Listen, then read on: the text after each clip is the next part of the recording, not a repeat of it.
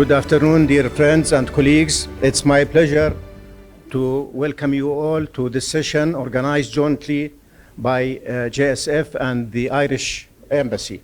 And at the outset, I would like to thank Her Excellency Marianne Bolger, the Ambassador of Irish, for her cooperation with JSF to organize this session and for her generous contribution to hosting this session. And I hope that this is the beginning of a close cooperation between the Embassy and JSF to benefit from the Irish success and experience. And today, we are pleased that Her Excellency has facilitated the presence of Mr. Dermot Clohessy, a leading expert in direct foreign investment in Ireland. So he will share his experience, his knowledge with us in order to benefit from the success that was achieved by his country. And this is an important session for us, for the private sector and for the public sector in Jordan, because FDI is an essential component of achieving growth in a country like Jordan. And I'm eager to listen. I had the pleasure, I and some of my colleagues, to listen to initial remarks by Mr. Clohessy this morning, and I am eager to listen to his experience and to his willingness to share his knowledge with us. And I don't intend to take much of your time. I would like to give the floor to Her Excellency Marianne Bolger, the Ambassador of Ireland, to make a few remarks. Thank you very much.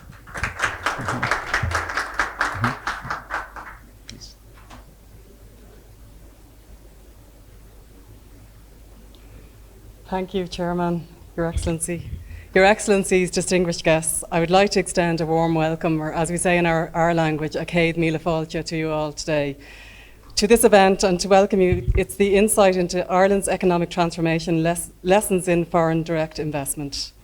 So for those of you who don't know me, my name is Marianne Bolger. I'm the second resident ambassador here in Jordan, and I'm joined here today by some of my team, the Deputy Head of Mission, Sarah Dooley, and the Embassy's Business and Outreach Officer, Amer Kalaila. I hope I pronounced that right, Amer. And I'd like to thank them both really for their assistance in bringing this event together. The planning for this event took place long before my arrival, just over 2 months ago, so I can take very little credit for bringing this all today, but I am really delighted to be here. And I'd also, we've been working with this really excellent partner, Jordan Strategy Forum, and I'll come back to that at the end. And I'm really delighted that Dermot Clohessy is with us today. He's the former COO and Deputy Chief Executive Officer of the Ireland's Development Agency. He is a complete expert on foreign direct investment, and I think you're really going to learn a lot from what he has to say today, and I'm very excited to hear from him. So, Dermot, you're so welcome. And what I would say maybe at the beginning, what we say, Céad Míle Fáilte, it means 100,000 welcomes. So we don't take our welcomes, we take them very seriously, we don't do it by half. And I really think that that's the same here in Jordan. It's what I've experienced so far. I know Dermot today, he's only here for the day, and he's experienced it. So I think it's definitely one of the issues that we can cooperate on into the future. That idea where we welcome people and we help one another. So today Ireland hosts the operations of more than 1,600 multinationals across a range of sectors. They include engineering and industrial technology, software development, consumer and business services, artificial intelligence, cybersecurity, financial services and technology.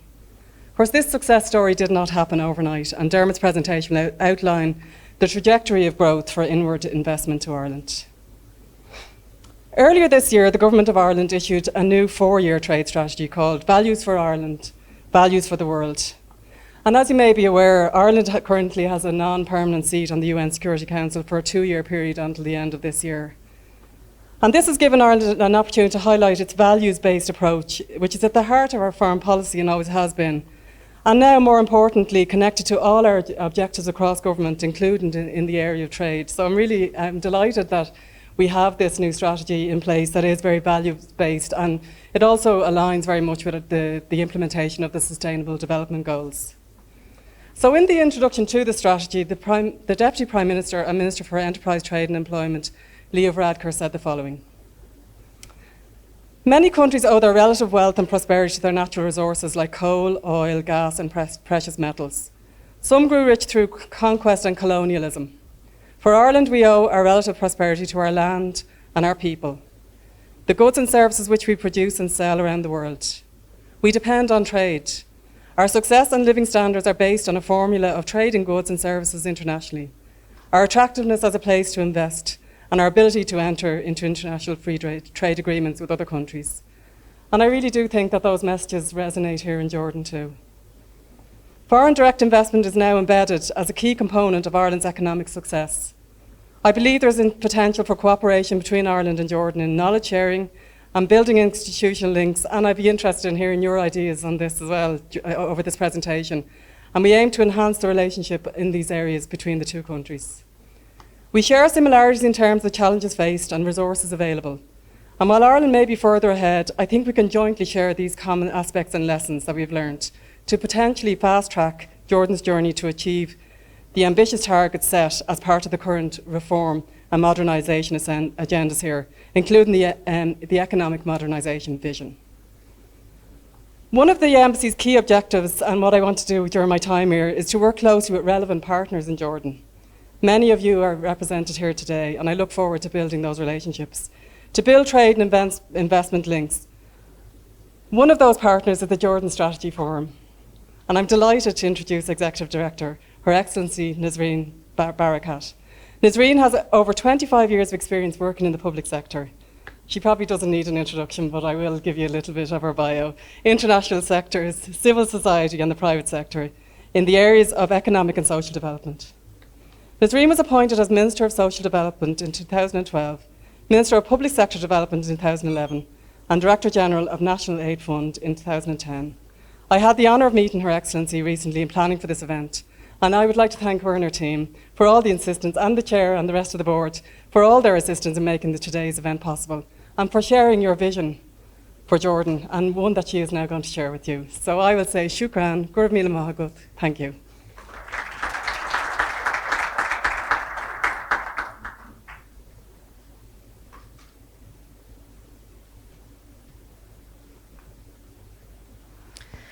Thank you so much, Your Excellency.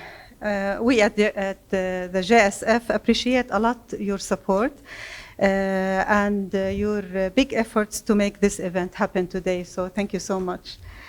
Dear Excellency, ladies and gentlemen, good afternoon.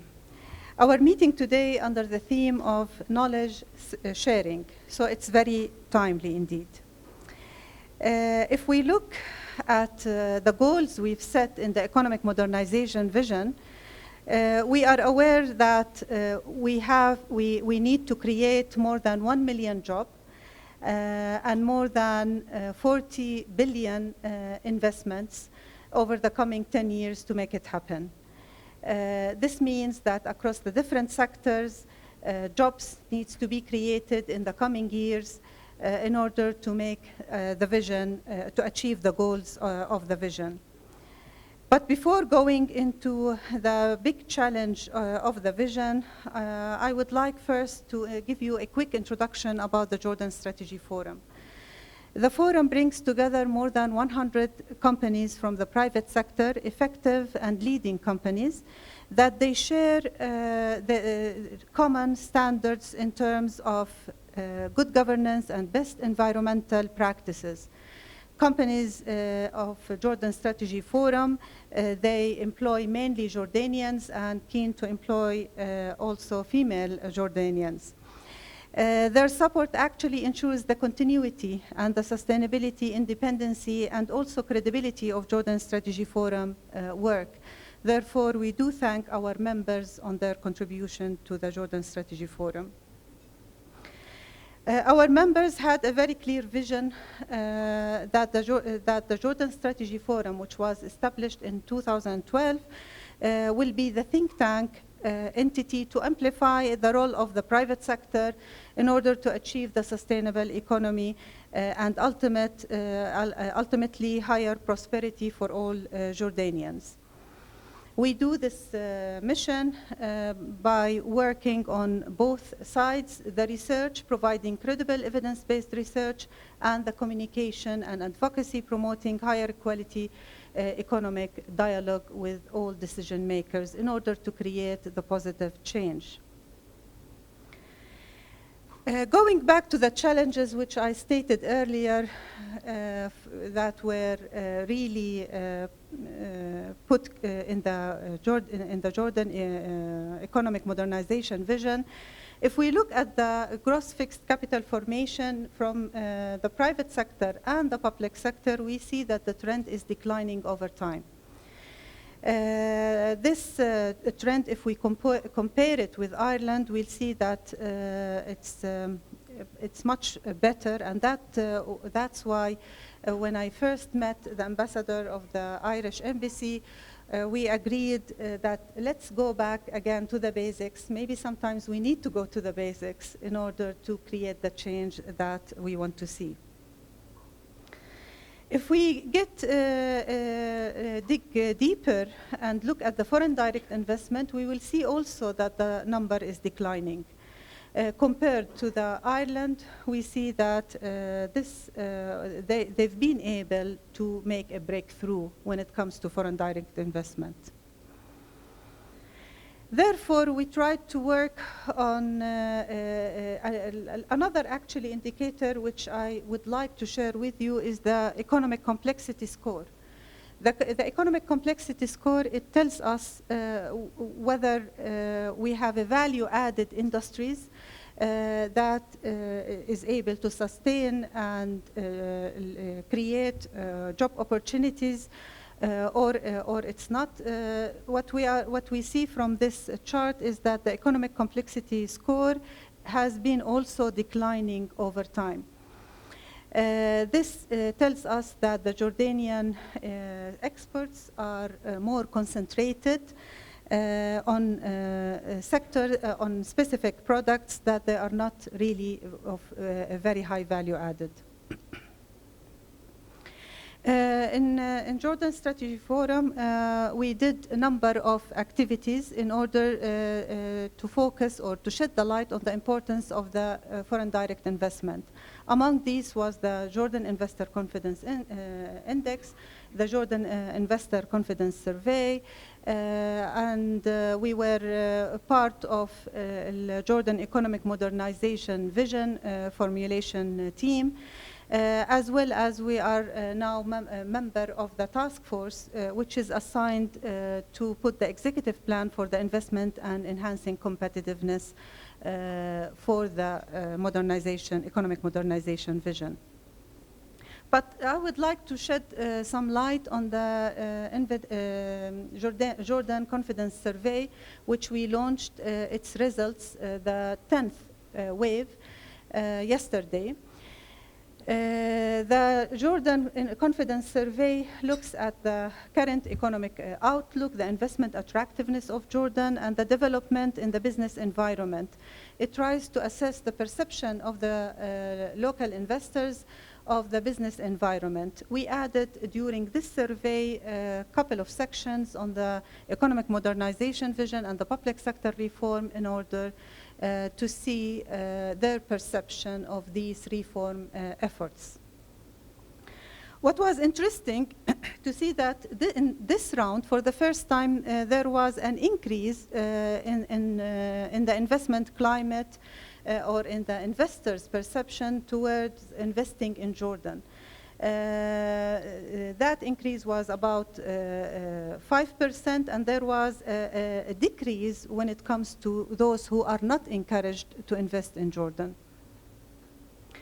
If we look at the reasons why they think that the Jordan is not, the climate is not attractive, we see that around 30%, one-third,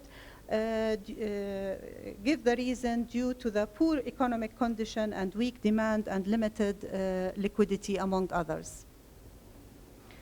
As I said earlier, there was also another good indicator for a good potential for business expansion, as we saw that there was an increase about 10% in those who would like to expand business in Jordan. and we could see that the line the number or the percentage of businesses who downsized their work actually decreased in this round.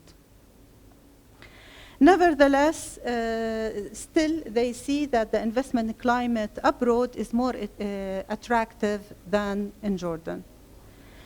Actually, when we assessed Jordanian investment abroad, we found that in 2020, Jordanian investments in property and real estate was around $5 billion, and Jordan was the highest investor in property in Dubai in 2020. When looking at the investment as a percentage of GDP, relating back to the slide about FDI inflows into perspective, we see that in 2020, FDI inflows into Jordan were equivalent to around 2% of GDP. And meanwhile, in the same year, Jordanians had invested what was equivalent to 12% of Jordanian GDP in real estate in Dubai.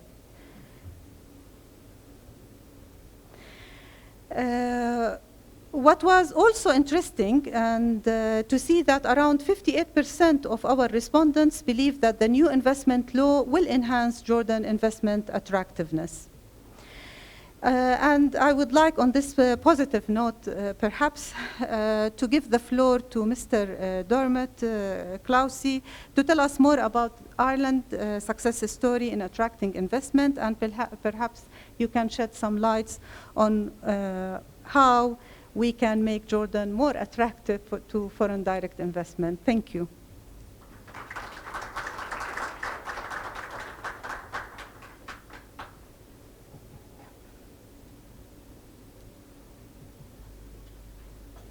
Thank you very much.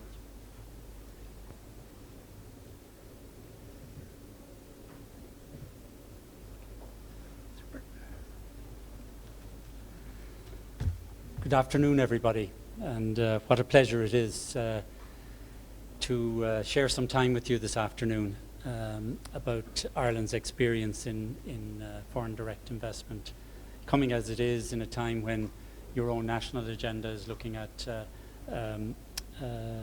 being more aggressive in its ambitions for foreign investment. The welcome I've received since I arrived late last evening and throughout the day echoes what Her Excellency the Ambassador was saying about synergy between the warmness of and the connectivity and our willingness to engage across Jordanians and Irish. I think we have a common approach to the importance of relationships, and that's a good starting point when one is looking for foreign direct investment.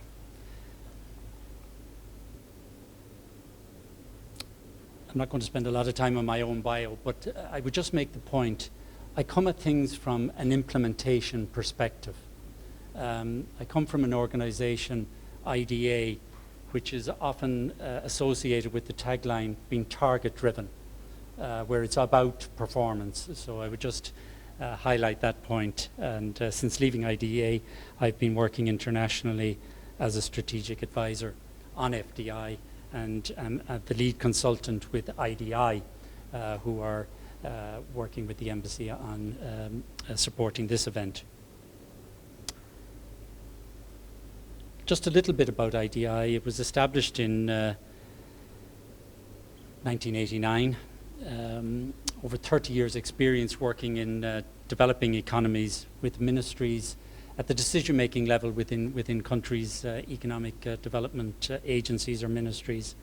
And we specialize in partnering with clients about delivering implementation. We're not the strategists, it's about implementing, which is often where the real challenge is. And that's delivered through a network of offices, obviously out of headquarters in Ireland, but across the Middle East and Central Asia. Working directly with, as I say, national governments by seeding teams in those agencies or ministries, working with donor projects, and then also delivering capability development programs, because no small team can do it on its own, and it is about knowledge transfer. Indeed, as Your Excellency said, the theme of today is about knowledge transfer and sharing knowledge, if you like, between the experiences of Ireland and the journey we've been through, and see how much of it is applicable to yourselves. If we go back in time to the start of the Irish story and look at Ireland in the 1950s, it was an economy in decline. It was characterized by widespread unemployment, low levels of educational attainment, basically an uneducated workforce. Immigration was the scourge of the country. It was largely an agricultural economy without a whole lot of value add, and about 50% of the male population worked in agriculture at the time. Protectionist policies, very inward-looking. Combined, that led to industrial stagnation with uncompetitive and inefficient companies. And there was very low level of FDI and consequently no or little or none by way of export activity. So the tagline is often that we use is about from farmers to pharma in terms of the transition story. How was that achieved over a generation? How did Ireland evolve from one of the poorest countries in Western Europe to being one of its most successful today? Through a deliberate focus on FDI and supporting our indigenous industry, we've reversed that persistent immigration of our best and our brightest, and achieved an enviable reputation as a thriving, knowledge-driven economy. Ireland's transformation was national in scope, with individuals, businesses, institutions and government sharing the same ambition. It involved parents deciding that they wanted different choices that they didn't have for their children, that they wouldn't be forced to emigrate and leave the communities out of economic necessity. Political decisions were driven and sustained by the public will for success. There was an appetite that the political will was there to drive the change that was needed. And I think, to be honest, we've got to admit that there were some deviations from sensible policies over the journey that we were on. But throughout the years, and I hope you'll see it as we go through the presentation, the threads of consistent development can be seen. So what I want to do is share with you that transformation agenda against that backdrop today, and give you some insights into how it happened and the hard work that went into making it happen. If you look at Ireland today and look at our GDP per capita, it tells an impressive story. Second highest GDP per capita in Europe and top 5 in the world. So as a result of sustained efforts over many, many years, the past of declining population, poor living standards, economic stagnation have been left behind us. Ireland now is the second highest gross domestic product, as I said, in Europe. And while economic success over the last 20 years can be ascribed to a range of domestic and international factors, it was not by luck, it was not a fluke. It was by deliberate policy choices and execution.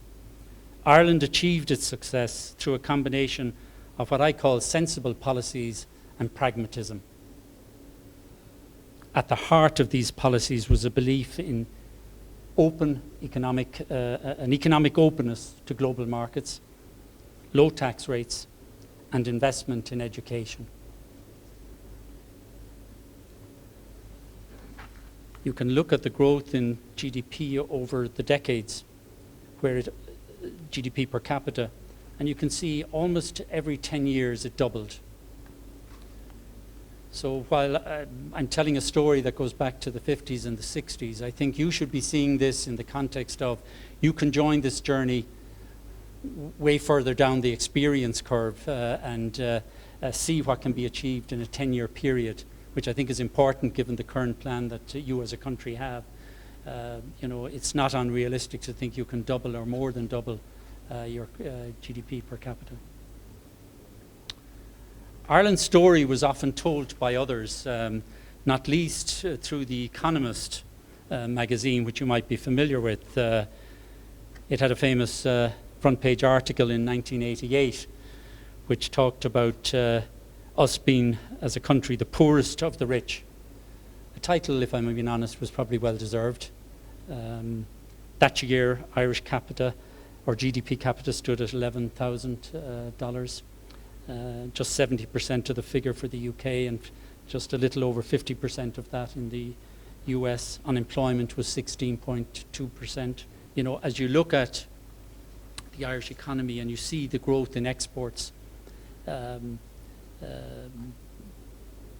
last year, 2021, over 450 billion in exports out of a country the size of Ireland.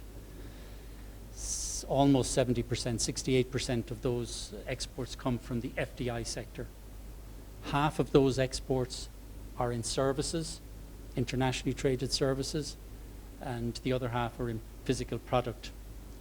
What's interesting about the FDI story in Ireland, and indeed, to be fair to the Irish enterprise, is the strong contribution across a number of sectors, where, as illustrated there on the screen, there's 8 sectors, each contributing more than 10% of our exports. So a very diversified contribution. And in part, that helped us through the COVID crisis, or going back to the financial crisis. So when the financial sector was in trouble, we still had our strength in the pharma, the biotech, the computer software services sector.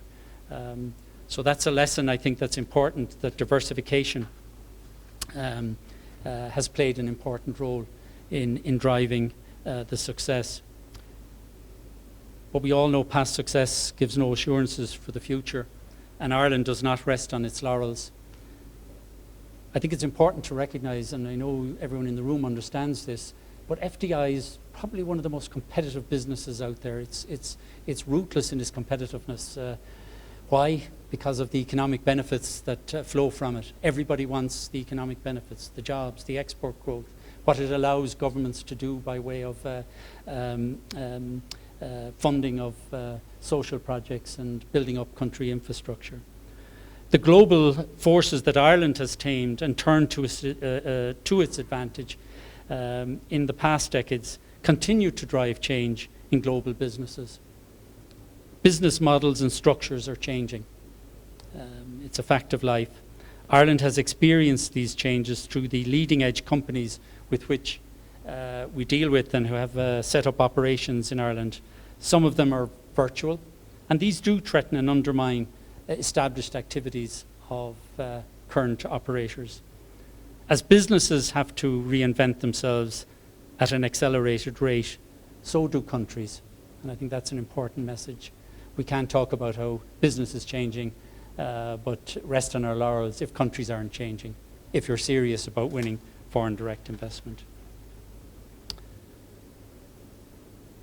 Despite all that change, Ireland faces the future with considerable confidence based on its recent success and the coherence and the responsiveness that it has displayed in meeting the needs of international business.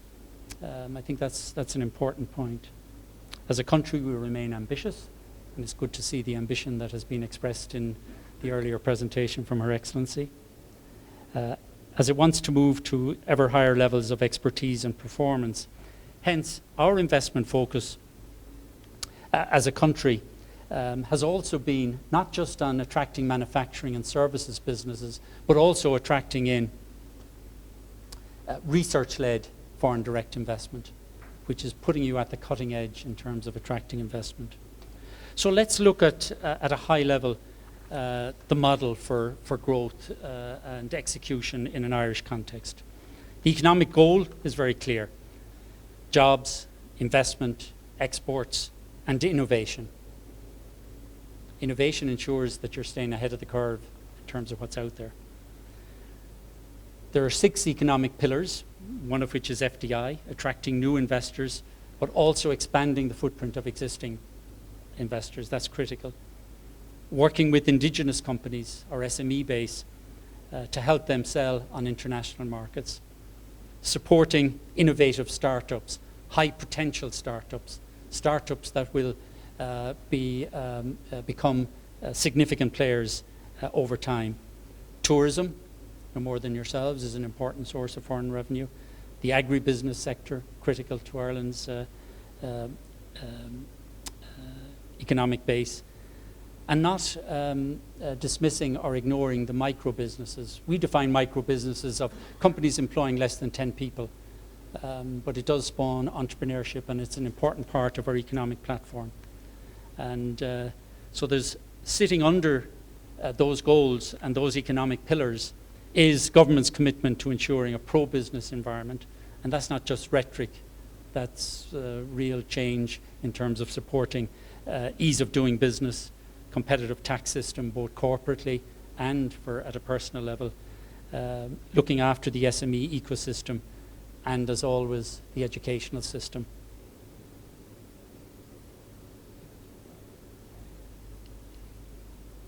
If we look at how is that delivered in an Irish context, the 6 pillars are delivered by strong government implementation agencies responsible for strategy, delivery and results. So while government sets policy, the agencies are the implementers. And in parallel with that, there's a continuous focus on competitiveness and skills to enable growth. If we look across the agencies, we have IDA, which is its FDI agency. We have Enterprise Ireland that helps support indigenous companies, export and supporting innovative startups. We have a tourism board. We have an export board that supports food exports and a research in food and agricultural technology to support that. And then there's local enterprises offices across the world, or across the country. So strong agencies reporting into ministries that drive the implementation of government policy. Sitting below that, to ensure that we remain competitive, is advisory groups to government, the National Competitiveness Council and a Future Skills Need group. IDA sits on both of them with other government departments and agencies that bring the issues of the day as they relate to competitiveness and to the future skills to government. And these aren't talking shops, these are agendas that get actioned and delivered on. So that's the framework, if you like, as to what sits behind our success. And in the context of today and FDI, I'm going to drill down a little bit further into the whole IDA, FDI agenda, if you like. But it's important to see it in a wider picture, that it doesn't sit on its own. So a little bit about IDA. It's the state agency that is responsible for foreign direct investment.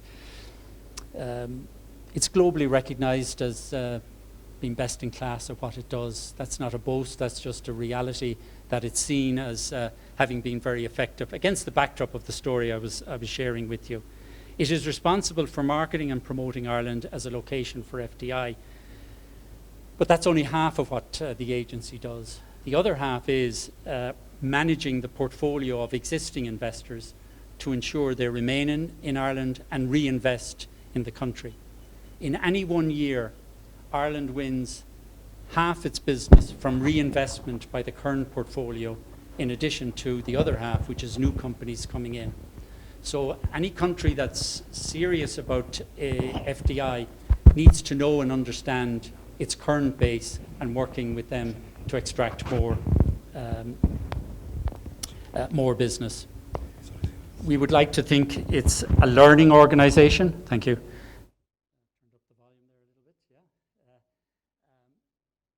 Never, as I said, sitting on our laurels, because business change skill set and the culture in the organization has got to constantly adapt and change. IDA operates an international network of 23 offices across the globe, which is quite a big overhead, but it's a response to the realities of what the market needs if you want to be out there in front and a major player. And as an agency, it has a staff of over 300 people.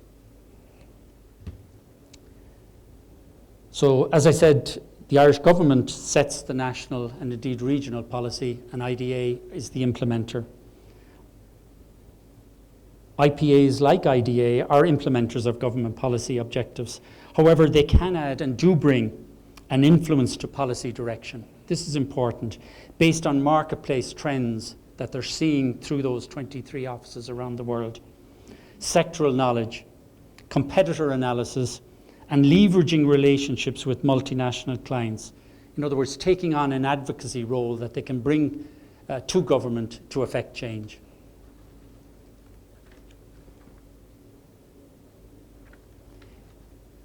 It's useful to have a look at, and I would encourage all of you to go in and look at the IDA website and just see what it says in terms of its vision, its mission, and its values. It sees itself as wants to be the best and most successful investment promotion agency. And this isn't just corporate brochure talk, this is lived. You know, we want to be the best in everything we do, not just in results, but in our dealings with clients and as expressed in our values, passion for achieving and performance. If you want to achieve and perform, you've got to be willing to take risks and make mistakes and not be penalized for that. And I think that's a culture that's embedded in IDA. Public service, we take pride in delivering jobs and investments and collaborating with other public bodies to deliver the mission of IDA, but contribute to the delivery of the bodies we engage with as well. A win-win, a share. It's not winner takes all. It's understanding that there can be two winners out of a relationship, and that's important. Professionalism, I think, hopefully goes without saying, but we put a huge emphasis on, within the agencies, not just IDA, but I can speak directly for IDA, in the competencies and the skill sets of the people that work in IDA.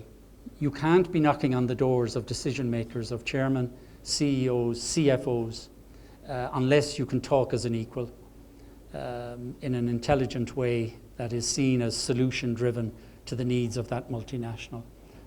So that's an important part of the IDA proposition out in the marketplace. Let me take you on a little run through over the last 70 years. Don't worry, I'm not going to go year by year on this, but what I want to get across here is the constant over a period of time of initiatives to keep us relevant in a changing world.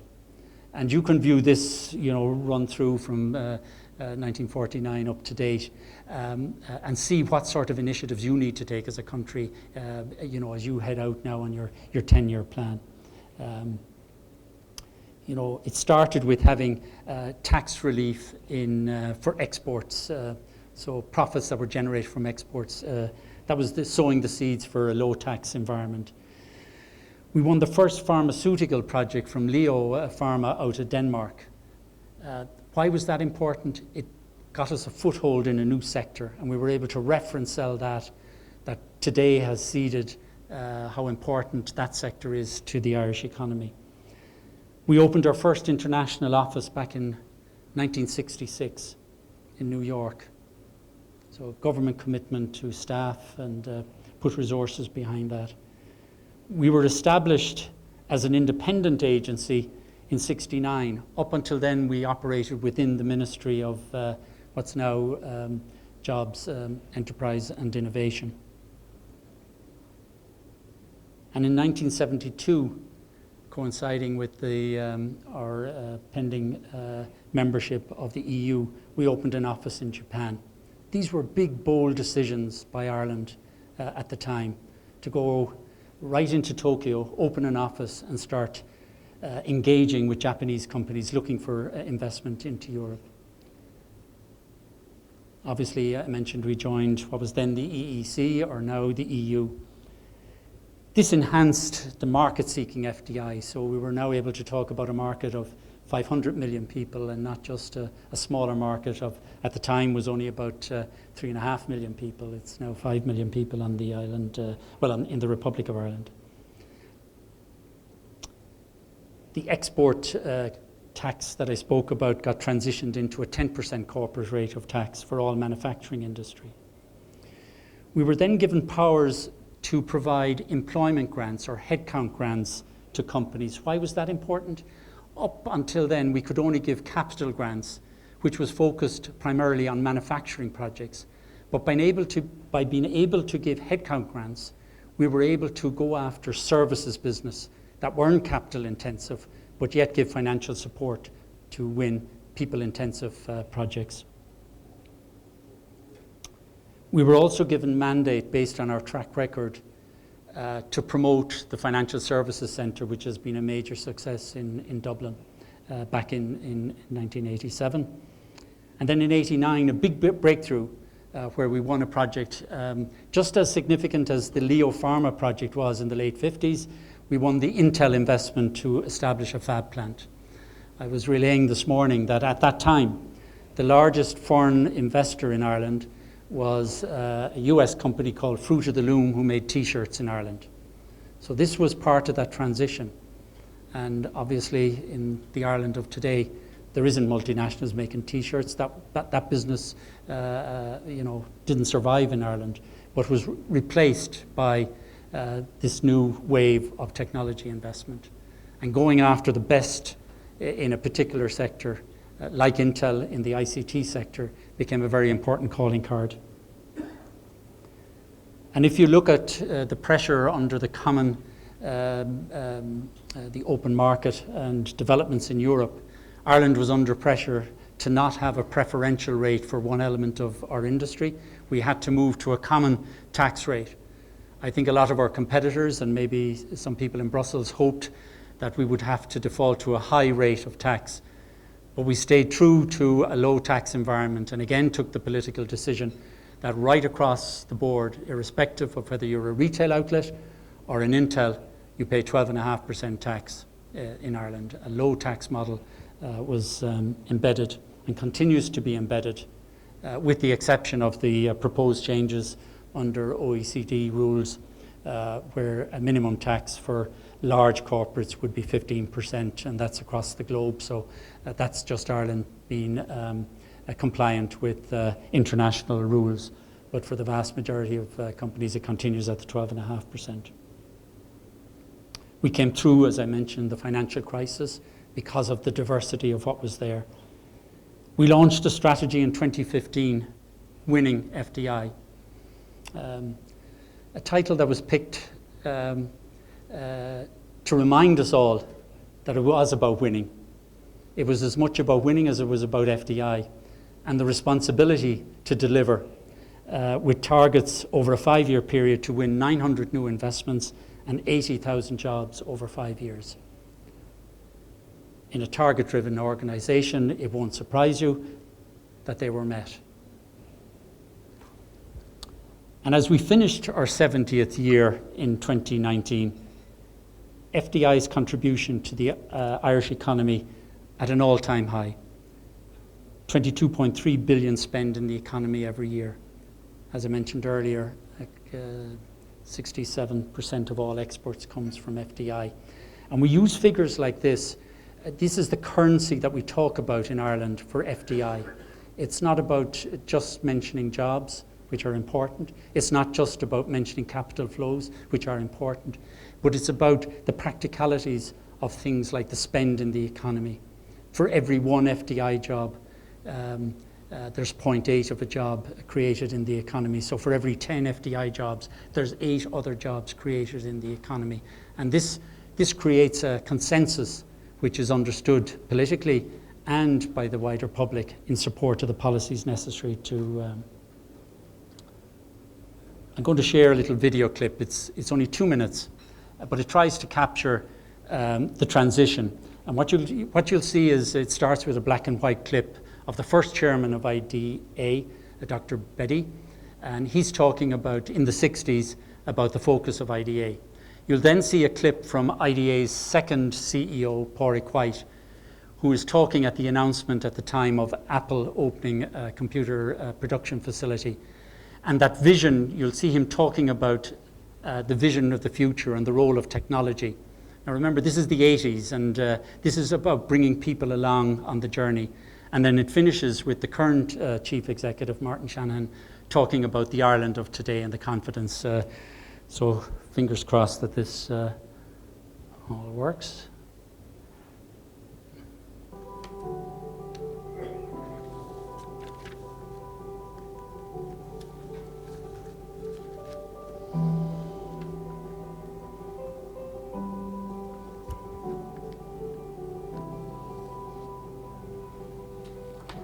The IDA is a state-sponsored body which has been in existence for almost 16 years.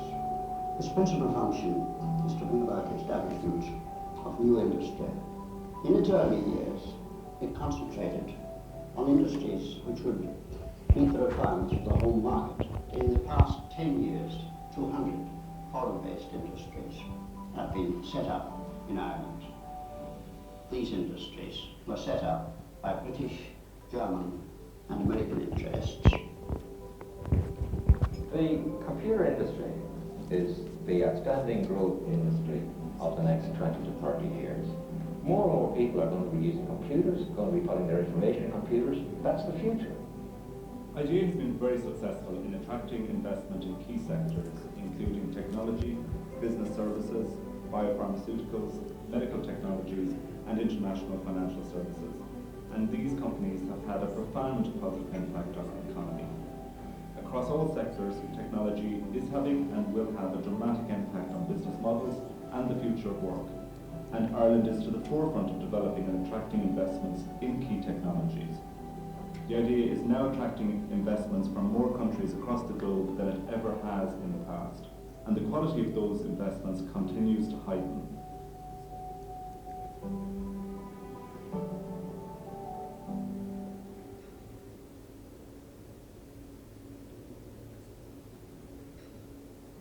Yeah. So against that backdrop, just look at a feature of Ireland's FDI success. If you look at the value proposition that we present to investors, we talk about it in terms of 3 T's, 3 E's, and 3 C's. The 3 T's are around track record, talent, and tax. The 3 E's are around ease of doing business, education, and the European market and the euro. And the 3 C's are about cities and clusters, connected research, and cutting-edge companies. And there's a whole dialogue behind each of those, depending on who we're talking to. But the elevator pitch, the country is on message. 3 T's, 3 E's, 3 C's. And the story behind each of them evolves. But that's the message.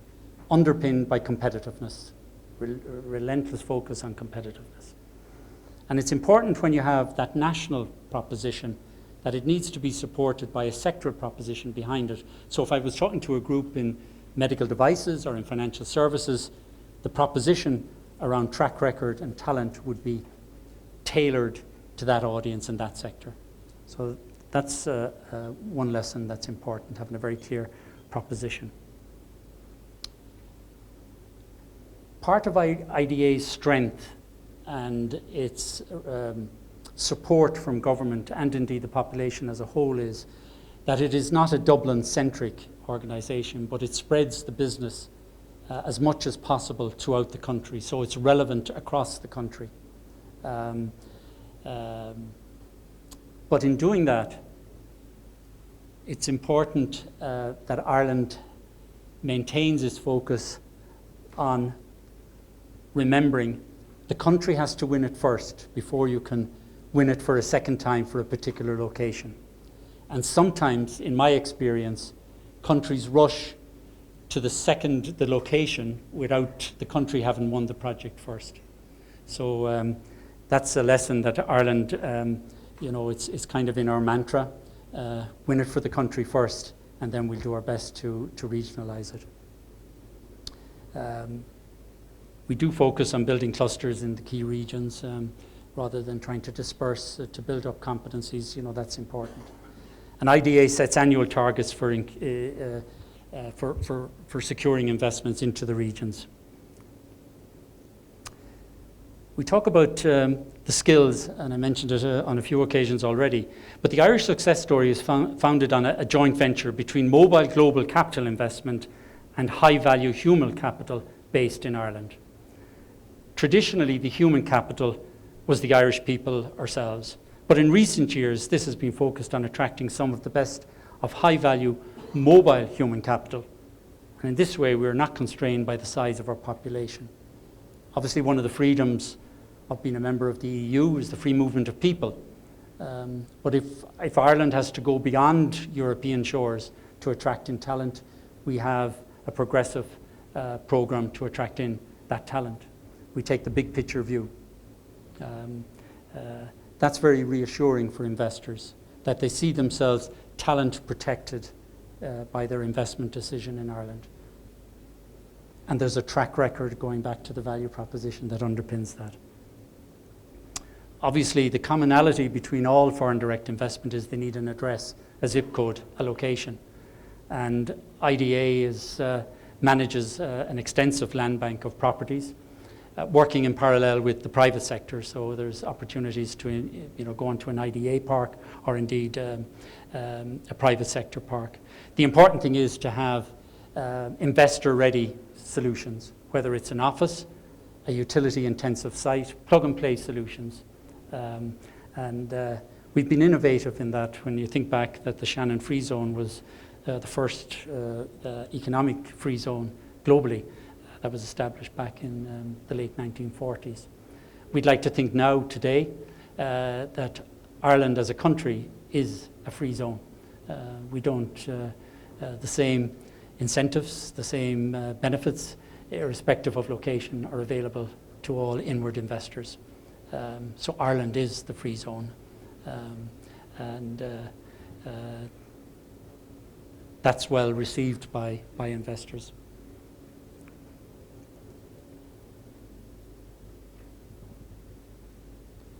I mentioned earlier about the importance of looking after your existing clients, and I just got latest data on the size of the foreign direct investment with the figures, including the 2022 data to date. So 1,700 companies now in the portfolio.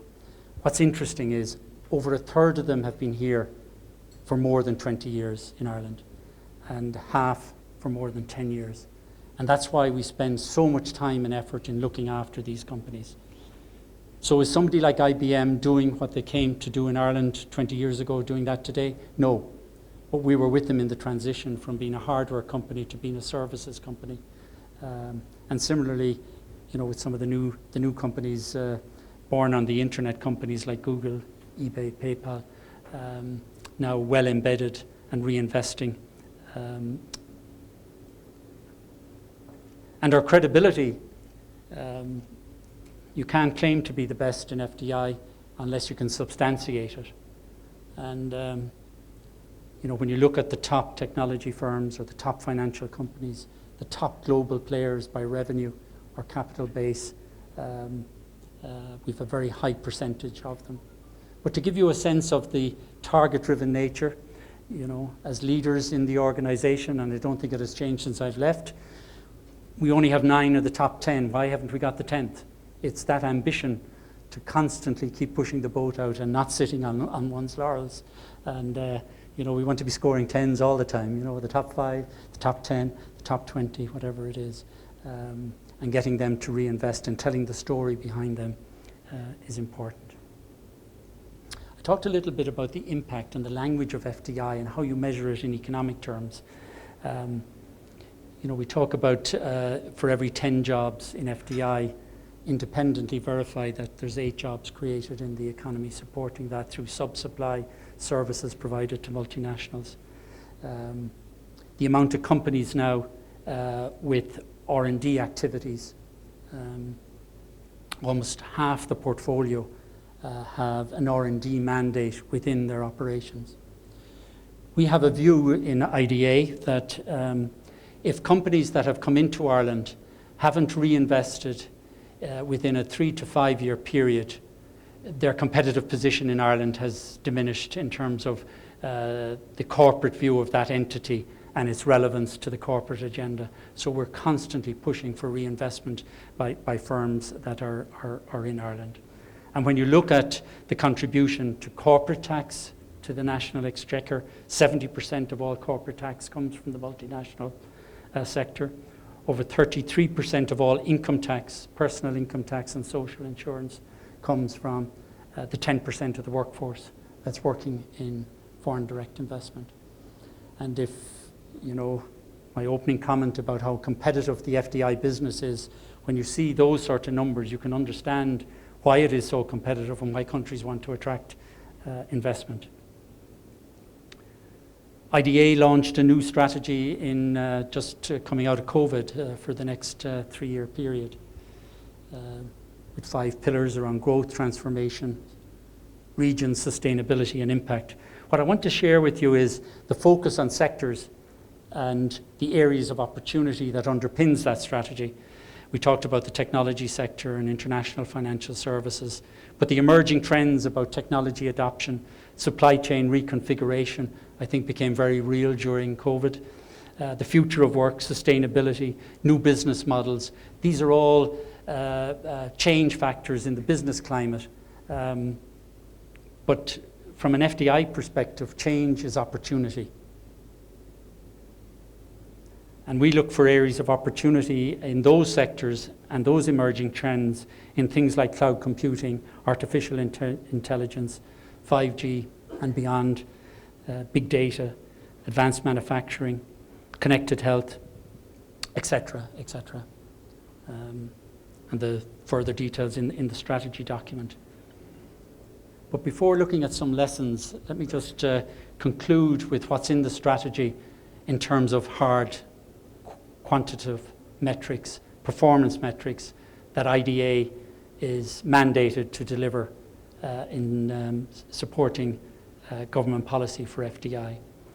So it is to win over the next 3 years, 800 new investments, support the creation of 50,000 jobs, regional metrics, win 400 investments, so over half the investments have to be outside the Greater Dublin area, etc., etc. So very granular targets that underpin the strategy and drive the agency, but then they get divided into each of the sectoral areas of focus and down into individual targets to achieve the national targets. So let me share with you a few practical lessons from my experience, okay, against the backdrop of that story. Because it's easy to tell the story, and notwithstanding the ups and downs and that, but what has worked for Ireland?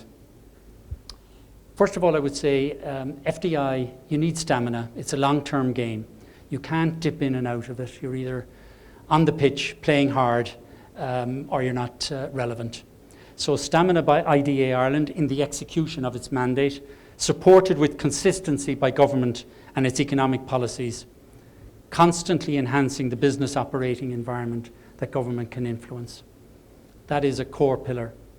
Investors are taking risks in making an overseas investment decision. I always remind people, it isn't companies that make investment decisions, it's individuals. And individuals' decision making impacts their careers. So they're looking for consistency. And that's why this issue is so important. Nobody wants to invest into a non-consistent operating environment, or one that can change without a lot of notice. Another important point that Ireland has learned, going right back to when it opened that first office in New York in the mid-60s, is that FDI isn't a transaction-led process, it's actually relationship-led. Go back to the point I was making, it's individuals who make decisions. And if it's about relationships and decision-making, you're only relevant if you're talking where those decisions are being made. And they're typically back at corporate, wherever the corporate headquarters of the company is. So a core part of the IDA business model is constant engagement with the large multinationals, but also the early stage companies, the Googles, the Facebooks of today, weren't always that size. I remember meeting Facebook in Starbucks. They were in rented office accommodation, you know, when nobody knew what Facebook was about, and I struggled myself to understand what they were talking about.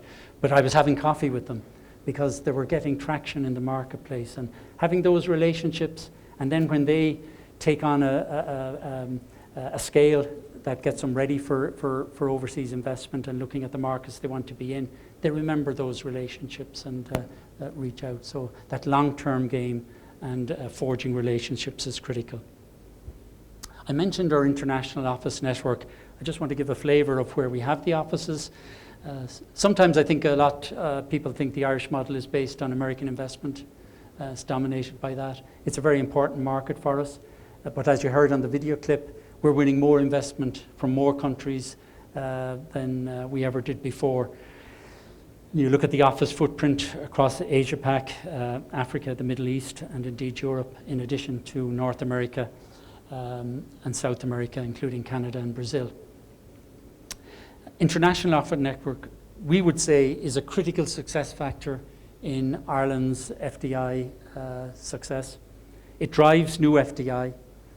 It helps the retention success, but it also provides early exposure to FDI market trends and opportunities that informs our strategy.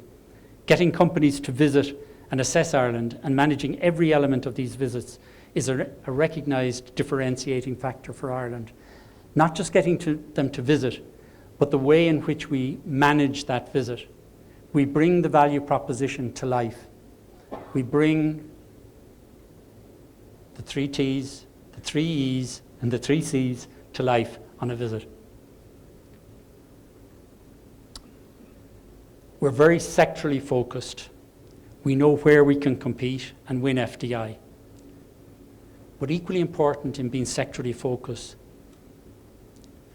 in the companies we want to target, it also involves us making the harsh decisions, not just as an agency, but as a country, in the sectors and activities not to target and waste time because we can't win. So we box clever, as they would say, by doing our homework and win where we believe we can win. But that involves decision making that isn't a trait that you see too often in a lot of competing locations. I talked about the value proposition, but our challenge as an FDI agency is it's got to be accompanied by a sector, regional, we mentioned that. And Ireland's value proposition has to have credibility in the international marketplace. And it has that credibility because it meets 5 requirements. One, it can be articulated in a credible way. It's differentiated from what the competition is doing. Critically, we can substantiate it. So it's not just saying it, but it's showing that it's, and then communicating it to different audiences, and making sure it resonates with investors. So there's no point coming up with a very strong value proposition that just doesn't resonate credibly with investors.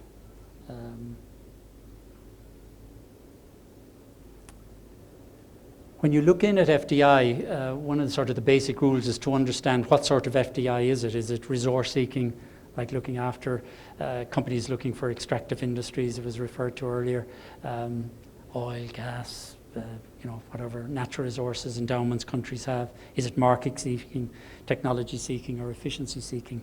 Ireland doesn't go after too much resource seeking FDI because we're a small island off an island, and geography didn't give us a lot of natural attributes other than our people and a temperate climate. But a lot of the FDI that we focus on is market seeking. So our value proposition has got to be relevant in terms of supporting the marketing objectives of companies who set up a base in Ireland. Technology seeking in terms of the infrastructure of our research capabilities, or efficiency seeking by getting companies to centralise in Ireland activities and using those the base in Ireland to service markets internationally. So that's a very important part of tailoring your value proposition to the types of investments that are out there.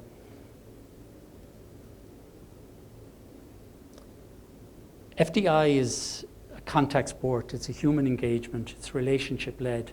And as an agency, IDA Ireland, the skills profile of the staff that is needed to win, attract and retain investment is a source of competitive advantage. The people that we hire as an organisation, strong development, sectoral knowledge, skill sets, typically not your public sector type profile. And I know from my own direct experience, the leadership pays significant attention to skills development within the agency, skills retention, attraction, and development and career paths for people.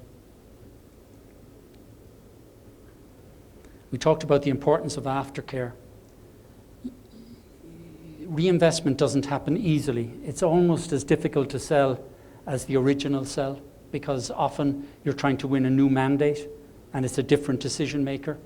One of the things that Ireland does is ensure we have a broad contact base within each of our client companies. It's not a single relationship led.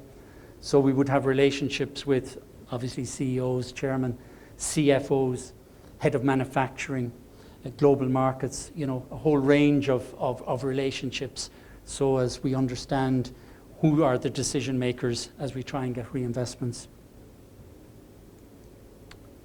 I think there's often a rush to thinking FDI can be won by low tax and incentives. They help, but I wouldn't like to base a strategy, a national strategy, on those two factors on their own.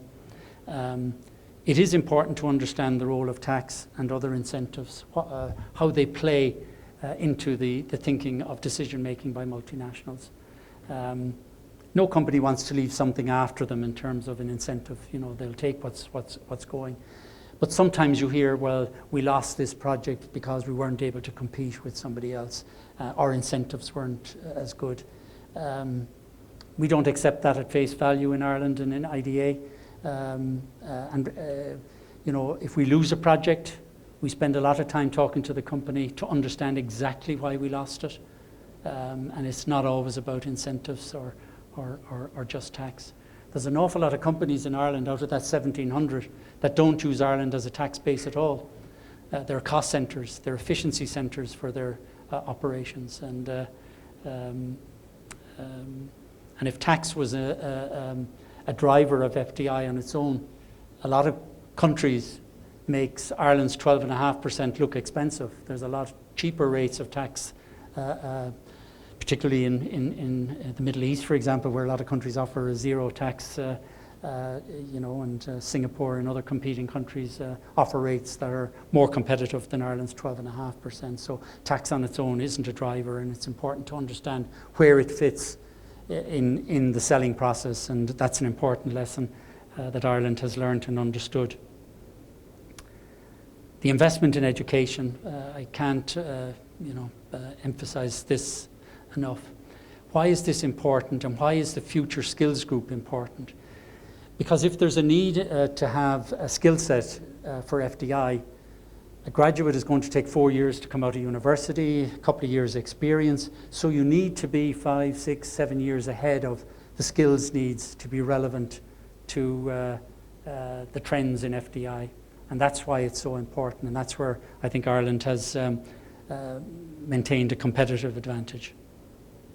As an organisation and as a country, we see things from the client out, not from the country back. You know, we look at things, walk in the shoes of the investor. If somebody comes up with a suggestion on we need to have a regulation on this, or we need to tighten something, think of what's the impact of that. What signal does it send? If it is coming to be, message it well in advance. No overnight decisions. Grandfather the old decision for a long period of time, so as those who are used to one regime understand that it isn't switched off immediately. And getting that balance right between the needs of business and the regulatory compliance needs is important. And I recognise there's got to be a balance on that. That's important. You have to have a regulatory good governance, which companies expect, but getting the balance right and not coming in too strong on one side or the other is. We strongly encourage, with the support of obviously IDA, but also with the embassy network globally, of ensuring that government ministers meet with investors, one-on-one meetings, in addition to one-to-many engagements, but hearing at first hand their issues, what it would drive investment decisions by those companies. That helps inform government thinking. So IDA isn't a lonely voice saying you need to do this, minister or government. Government has already been introduced to and understands the issues that are out there.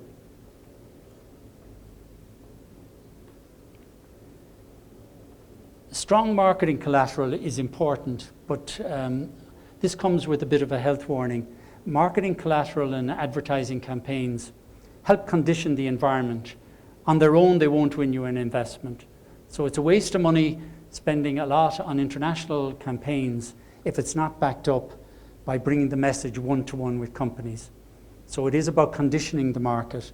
It's not about getting decisions directly because you ran an ad campaign. That's important. It does require a budget, and it does need to be tailored to particular markets. It needs to be culturally sensitive to those markets, language sensitive as well. And in addition to the marketing collateral, because IDA decision making can be long term, it can take several months, in some cases several years to win a decision, you do need strong internal systems that are tracking all the engagements. Companies have very strong CRM systems, and you can be sure they have all file notes of meetings and commitments given. And equally, in an IDA context, a very strong internal systems that record and understand all the engagements that have taken place over time. That's important, that you're never cut out when you're going into a meeting on something that happened, irrespective of who might have met the company. Particularly when you have 23 offices around the globe, people could be meeting at conferences in their home country, etc., etc. If we're out there in front, that's when you need to be most nervous, because everyone wants to catch up with you, pass you out. So we have a saying in IDA about staying nervous. That's your best defense, staying nervous to the competition and responding to it. And my final lesson is that IDA Ireland doesn't operate in isolation. We're very much part of a Team Ireland, getting everyone on message, whether it's government departments, other state agencies, chambers of commerce, the private sector, a little bit like the people in the room today, as stakeholders of influence, everyone on message.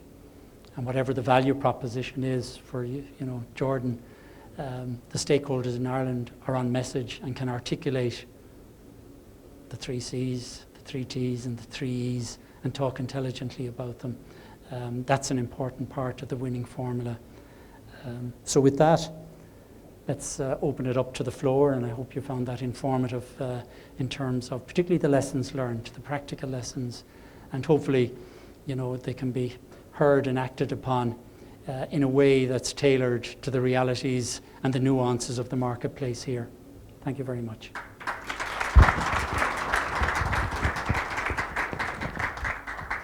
I would like just to start by saying a big thank you to the Jordan Strategy Forum and to the Embassy of Ireland for putting this wonderful afternoon together, and to welcome you to Jordan, and thank you so much for your amazing presentation. I had the great pleasure of being exposed to the Irish experiment as in a previous lifetime as the Deputy CEO of the Jordan Investment Board, Okay. but also as the Jordanian ambassador in your country. Which I had several times looked at your model, which is an amazing model. I have 2 questions for you, if I may. So I was remembering a similar discussion with somebody who does something similar to what you do from Singapore. And at the beginning of your presentation, you reminded me of that because both countries started with very high unemployment and very poor income. When he was asked what was the first task that Singapore did to get out of it, of the unemployment, he talked about labor-intensive investments. I would pose the same question to you. So what did Ireland do first? Because Jordan also has a high unemployment rate in this country. My second question to you is a more governmental issue. What are the dynamics in Ireland between IDI and the government? How does it work? Because in Jordan, lately, the new law, investment law, incentives in the way that they were always presented to investors was taken out. It's been changed. So you have the investment community who wants to give incentives, but then you have a government who wants to control it. I know what you said, that incentives is not the only important thing.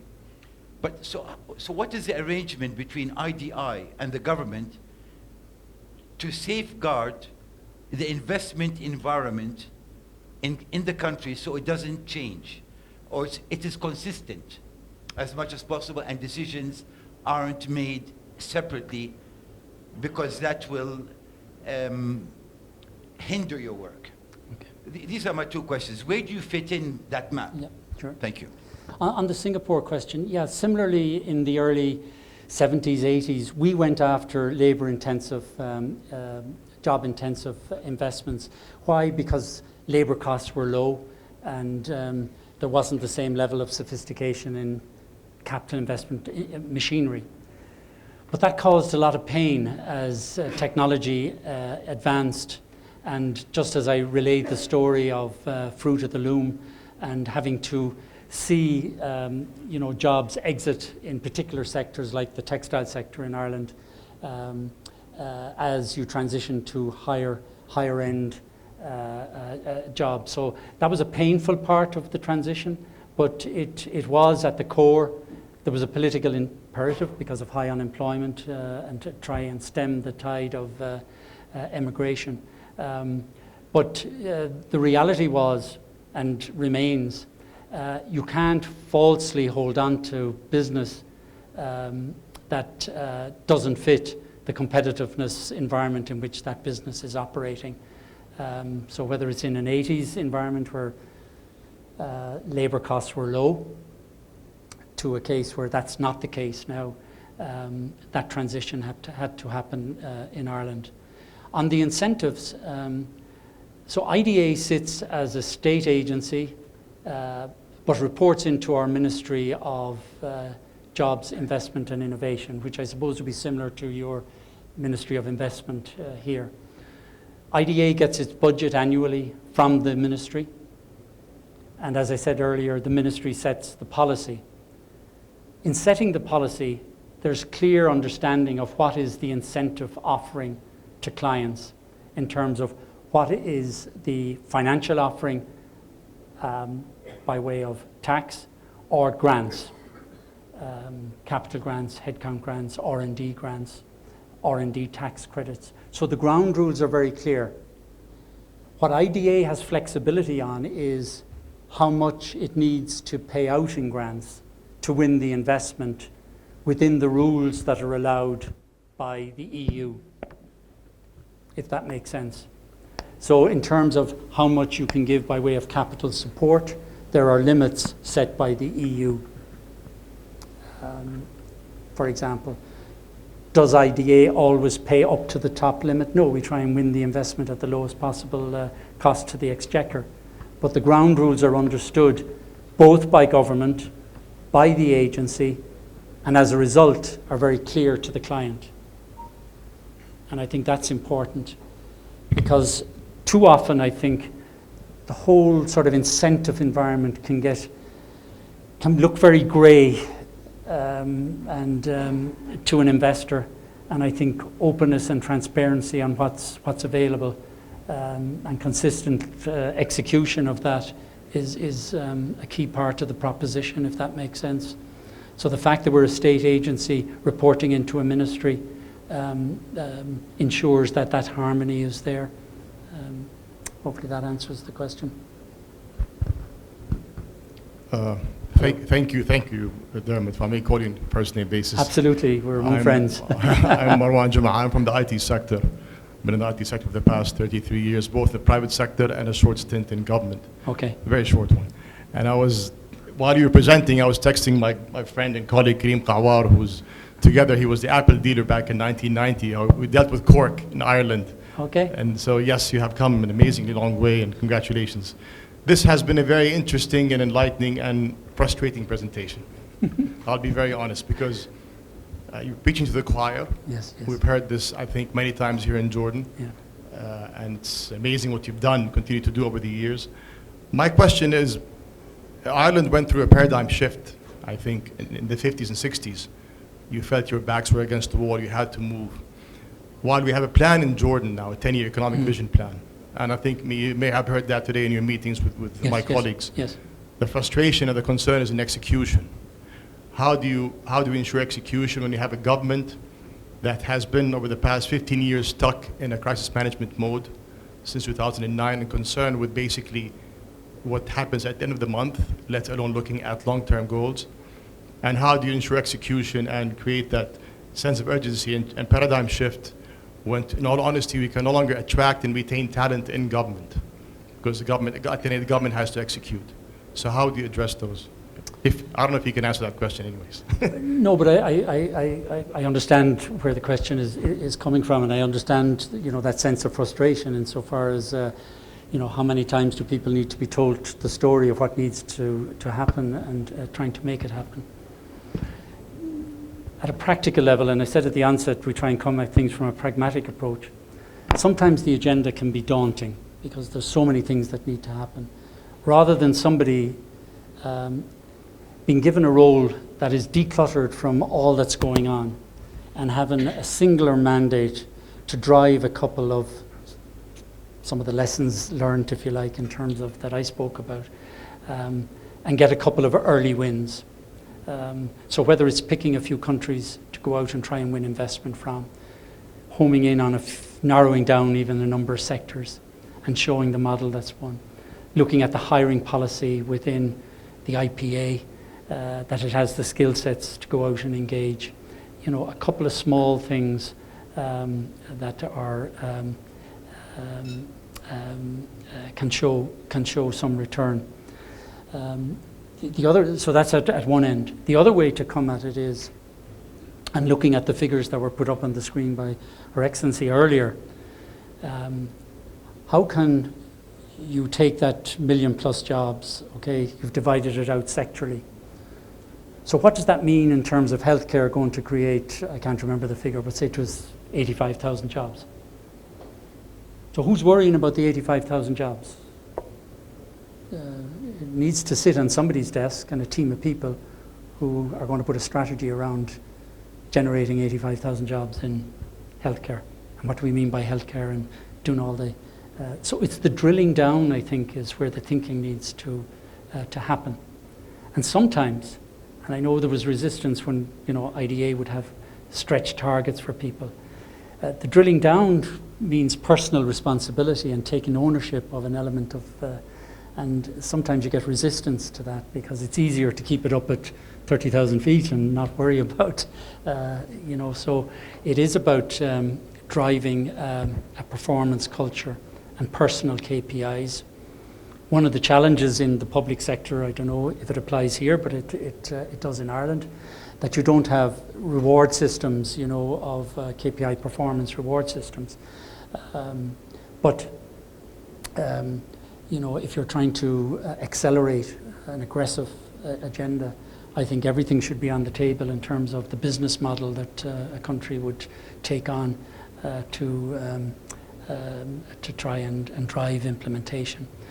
That's not to say that I'm immediately a fan of financial rewards, because it can lead to some behaviors that, it can be a little bit indisciplined, so you need to tread carefully there.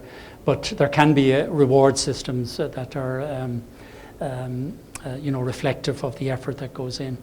If you look at IDA operates within the state structure of pay-graded salaries and that. But what IDA has a skewed staff-based to the higher end of the scales, so as it can attract in the right sort of people to do the job that's needed. You know, so there are tools that can be used within the system, as you know, has been my experience in Ireland. But look, at the end of the day, it's going to be people who will have the confidence to make the change. I think the issue for policymakers, and Ireland had to go through this, is what's the risk appetite in government and in the agencies to take on the challenge. I can understand governments, and I see it at home in Ireland, you know, have to tread cautiously in terms of, but that's not about being risk adverse. It's about good decision making, timely decision making that has seen everything through a 360 prism, you know, and that's important. But once a decision is made, then, you know, go for it. And then make sure there's checks and balances to make sure it was the right decision. And if mistakes were made, recognize them and pull back, you know. But decisions that are taken, and if they aren't a success, that should be a badge of honor that somebody was willing to do that and go out there rather than a career-defining moment. So there's a balance there to be struck. However, if you have the right skill set day one, you know, the people who can go out and talk credibly with decision makers and multinationals, they normally have a well-honed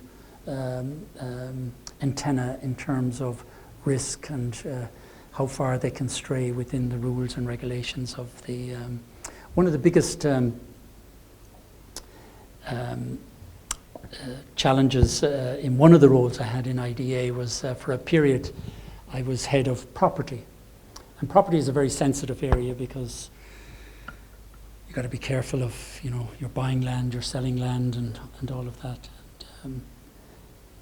And yet it's so critical to investors, as we mentioned in the presentation. So the best way of dealing with that is having a very clear regulatory environment of how we deal with land sales and acquisition. And an open, transparent regulatory environment actually gives executives the freedom to go out and do their job because they know the rules. It's often the lack of rules and clarity and that constant change and shifts that creates indecision. So I don't jump immediately and say it's the individual's fault. I think there's a bit of fault probably on the policy side as much as on the individual's interpretation. But yeah, it's you could be talking about this issue for a long, long time. But I think I've given you a flavour from my experience of some ways of dealing with it. Thank you. Thank you so much. Great presentation. Oh, sorry, yeah. My name is Ahmed Al-Ghazawi. I am the founders of Triumph Pharma, a clinical evaluation company that does clinical research, and also managing director of Savvy Pharma, a pharmaceutical generic company. Great presentation. My question is the first one. You mentioned about talents and track record of how you actually win and acquire a lot of the focused sector of interest to Ireland. But before you build up that track record and talents, what was really the selling points of attracting the first investor in that sector? That's my first question, and then I have a second one. Okay. Well, if I go back in time to the 70s and 80s, the equation was relatively straightforward. Low labour costs, plus grants, plus low tax gave you a return. The low labour cost evaporated,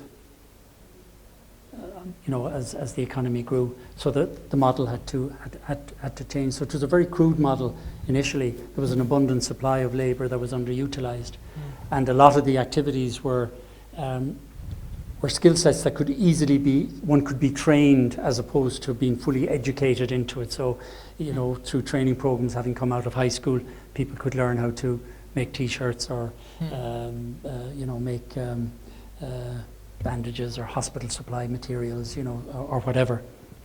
So the formula was fairly simple. But I suppose the more pertinent point behind your question is, if you don't have a track record, how do you sort of sell a track record to potential investors? So in Ireland's case, particularly when we were breaking into new sectors, we would talk about our competency in manufacturing capability. Even if it wasn't in your case, in your industry, in pharma, it was in, that there was a capability to produce products to standards. In the case of the healthcare industry, it was gaining credibility with the FDA in the States in terms of license plants and having no letters of warning or anything like that. So building up credibility through performance. And obviously, in time, like with Leo Pharma or whoever else came in after them, you have a few reference clients. So if I look at an example that I saw coming in from the airport last night, you have Amazon here. So I see Amazon, key player in the whole born on the web type company, e-commerce. You can use that as a reference seller across a number of different maybe areas as examples of a competency in the marketplace that could be relevant to maybe not direct competitors of Microsoft, but which are of Amazon, but would show you've got an IT infrastructure that allows companies like that to operate here. You've got a tech-savvy population who's is drawn to doing a lot of its shopping online, etc., etc. It also shows a strength in the logistics infrastructure of so you can use the track record in a number of different ways in the early days of rolling out examples, if that helps. And exactly that brings me to the second question. Having all this excellent infrastructure and talents in Jordan, can we duplicate that success of having Amazon in Jordan and other big tech, savvy tech company to have a translational science park from the big pharma like Pfizer, Lilly, Novartis, Takeda, like the way Ireland and Singapore have done it? Because I think if we want really to be a knowledge-based economy, and that's what we're really pushing for, because we cannot as a country compete in commodity. How, in your opinion, how do you think our strategy would be fit in order to attract such a project? Because this is one of my dream project is to bring to the country one of the big pharma to conduct really basic research that can employ so many people, and we have the talents. We have the biologist, the pharmacist, the physician, the biologist, and in abundance, and with some of them with great experience, and European, US graduates as well, being exposed to the international arena as well. So what do you think would be your strategy as an expert in Ireland? I know it's not a fair question because you want to attract investments to Ireland. But this is, and I would love also to hear your thoughts in how we can build also alliances with Ireland, the pharma and the clinical sector, because you are kind of have the gateway to Europe, and that's one of your selling point from a marketing perspective, and Jordan is the gateway to the Middle East as well in a similar model. Thank you. Okay, thank you for those questions. If I look at the pharma industry, first of all, as a sector, the Middle East market is hugely significant to all pharma companies. You just look at the amount of sales that they generate in the region as a whole. What they haven't done in any significant way is to put manufacturing facilities in country. They tend to be sales marketing type of a footprint.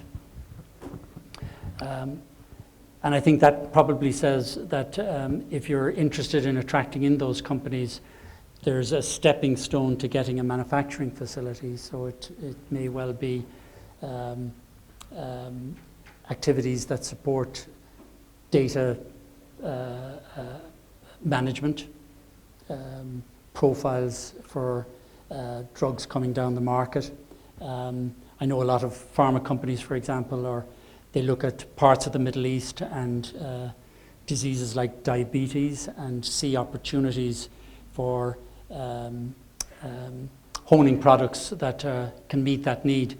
The other thing to remember, of course, is that a very high percentage of spend on healthcare, I think it's true across the Middle East, is government spend rather than individual spend. And where there has been some investments by pharma companies, I'm familiar with a few in Saudi Arabia, they have been linked, I think, to contracts of Ministry of Health contracts and that. So, that's an added dimension to the realities of. But I would say, looking at opportunities, first of all, sales marketing, looking at data management by companies. Ireland has won.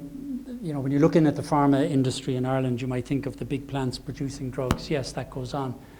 But there's also projects in things like managing the off-patent drugs by certain companies. So how do they manage, and this isn't about making the drugs, it's managing the off-patent drugs that they have in their portfolio, the generic over the branded product. As a base, maybe not to service just the Jordanian market or the Middle East, but looking at it as a base to service markets in Africa and elsewhere. So it isn't a simple answer to the question, but I think it's thinking in a wider way rather than just saying what do I need to do to win a manufacturing operation from a Pfizer or a Novartis or whoever. I think that's probably quite challenging, to be honest. So then you look at steps, interim steps to get a more, and one of the ways we've done that, particularly with the companies that we don't have in a particular sector, is to market collaborative research with, whether it's with a hospital or a research centre that could be of interest to them, as a way of forging that relationship. And this is part of that long-term game. How many of those sort of relationships have you going?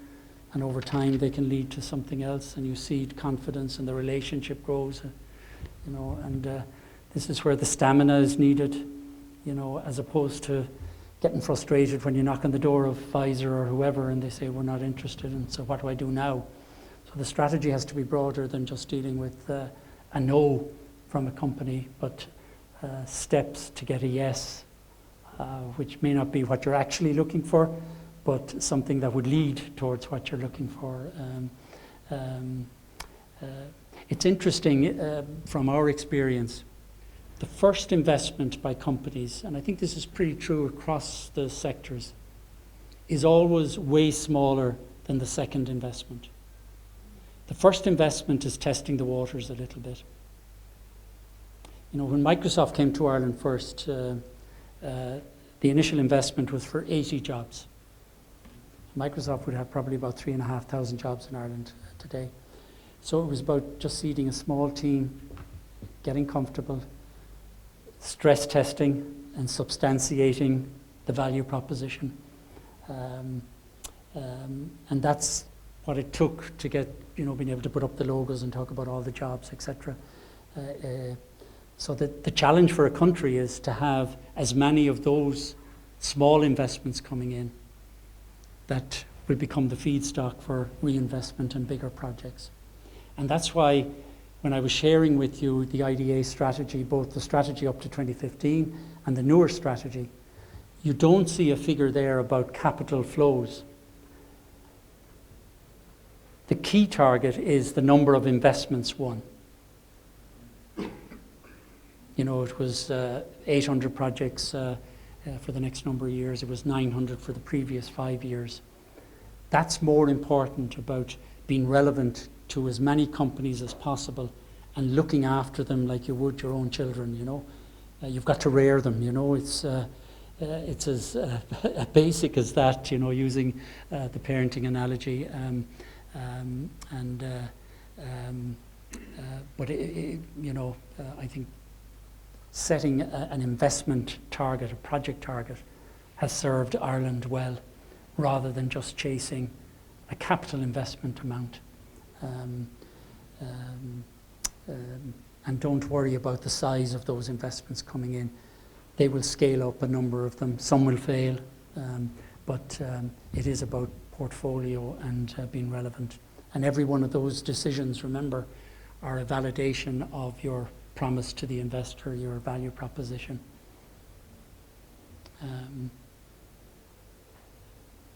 Yes.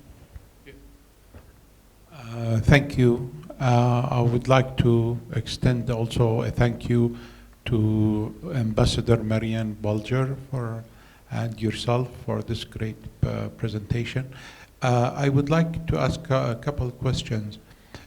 First of all, do you think English language, which is your native language, played a role in attracting all these investments? Because possibly multinationals seek a common language. And the second question was, who are the other countries that you compete with in attracting foreign investments, like the other two countries that you always kind of watch what they're doing, and you know, they're competing with Ireland neck to neck?